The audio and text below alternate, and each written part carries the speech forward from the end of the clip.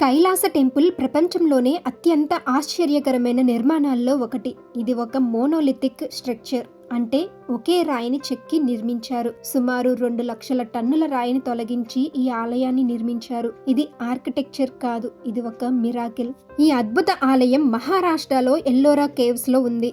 ఎల్లోరాలో మొత్తం 34 గుహలున్నాయి, కానీ అందులో అత్యంత విలువైనది కైలాస ఆలయం. ఈ ఆలయాన్ని 8వ శతాబ్దంలో మొదట రాజు అయిన కృష్ణ నిర్మించారు, అంటే సుమారు 1200 సంవత్సరాల క్రితంది.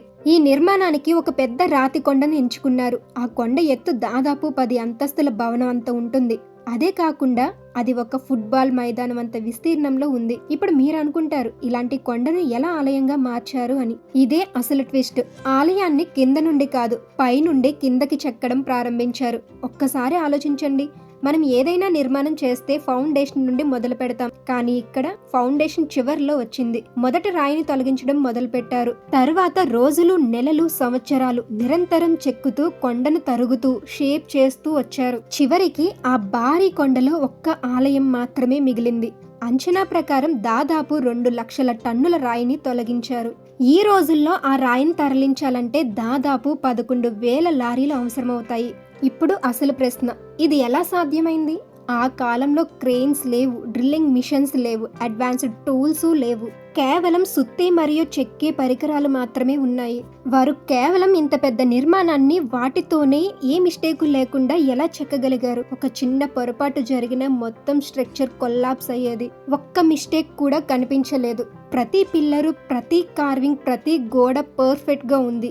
ఈ ఆలయంలోకి అడుగు పెడితే మీరు కేవలం రాయిని చూడరు, రామాయణం, మహాభారతం వంటి కథలు కనిపిస్తాయి. ఈ టెంపుల్ అనేది లార్డ్ శివకి డెడికేషన్ అవుతుంది. ఇది కేవలం ఒక ఆలయం కాదు. ఈ ఆలయ నిర్మాణంలో వారి యొక్క భక్తి, వారి యొక్క కళ, ఇంజనీరింగ్ మాస్టర్ పీస్ కనిపిస్తుంది. కానీ ఈ కథ ఇక్కడతో పూర్తి కాదు. ఇది చూసిన తర్వాత ప్రపంచం మొత్తం ఒక క్వశ్చన్ అడిగింది, ఇది నిజంగా మనుషుల పని మాత్రమేనా? కొంతమంది ఒక షాకింగ్ థియరీ చెప్తారు, ఇది ఏలియన్స్ పని కావచ్చు. ఎందుకంటే ఆ కాలంలో ఇంత పర్ఫెక్ట్ గా ఇంపాసిబుల్ అనిపిస్తుంది. టూల్స్ సరిపోవు, టెక్నాలజీ లేదు. కానీ ఇది నిజం అని చెప్పడానికి ఎవిడెన్స్ లేదు.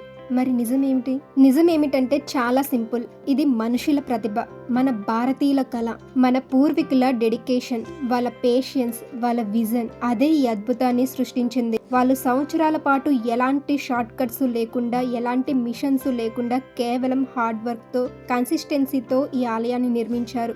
ఇప్పటికీ సైంటిస్టులు, ఇంజనీర్స్, హిస్టోరియన్స్ ఈ ఆలయాన్ని చూసి ఆశ్చర్యపోతున్నారు. ఎందుకంటే ఎలా ఇంత పర్ఫెక్ట్ గా చేశారు, ఎలా ప్లానింగ్ చేశారు, ఎంత టైం పట్టింది, ఇవన్నీ ఇప్పటికీ పూర్తి మిస్టరీగానే ఉన్నాయి. కానీ ఒక్క విషయం మాత్రం క్లియర్, ఇది ఇంపాసిబుల్ కాదు, ఇది హ్యూమన్ పొటెన్షియల్. టెక్నాలజీ లేని కాలంలో ఇంత గొప్ప నిర్మాణం అంటే మన పూర్వీకులు ఎంత గొప్పవారో ఆలోచించండి. కైలాస ఆలయం ఒక టెంపుల్ కాదు, అది ఒక వండర్. రిసోర్సెస్ లేకపోయినా, టూల్స్ లేకపోయినా, డిటర్మినేషన్ ఉంటే ఇంపాసిబుల్ కూడా పాసిబుల్ అవుతుంది.